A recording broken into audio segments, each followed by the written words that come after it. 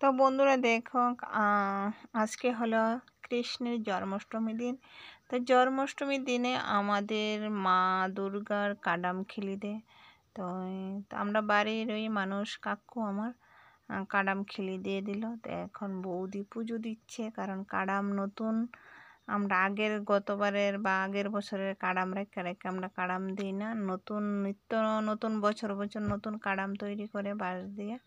তো নতুন কাডাম যেই দিন তৈরি করে সেই দিন আমরা পুজো দেই। তো এইদিকে বৌদি পুজো দিতেছে মিষ্টি দিয়া, বাজার থেকে মিষ্টি এনে দিল, তাই পুজো দিতেছে, মানে যাত্রা করে আর কি। এটা কাডাম যাত্রা বলে, যখন নতুন কাডাম বানাতে হয় এটা যাত্রা করে পুজো দিয়ে। তো আজকা পুজোটা দিতেছে। তো তোমাদের যদি ভালো লাগে লাইক কমেন্ট শেয়ার করে দিও। পুজো দেওয়ার বেশি দিন নাই, মাঝখানে 1 মাস আছে, 1 মাসও নাই মনে হয়। তো এইখানে পুজোটা দিবে।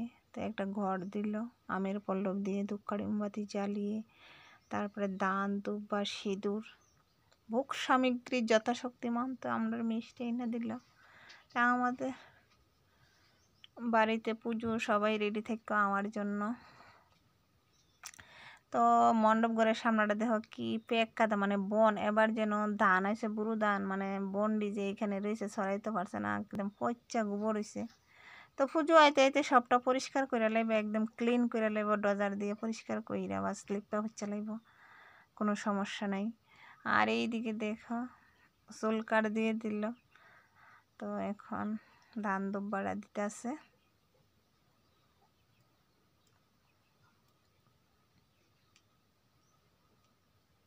তো পেক কাদা, বাড়ির ভিতরে অনেক দিন ধরে বৃষ্টি, তো একটু জায়গা লেপা এমনি পূজাটা দিয়ে দিতেছে। মানে শীতের ফুটা দিয়ে দিব। এটা আমাদের প্রত্যেক বছরই করে। তো এইদিকে পূজা টুজা দেওয়ার পর বৌদি শঙ্খ ফোয়াইতেছে জান দিয়া, আর কাকিমণি কাঁসা বাড়ি দিতেছে।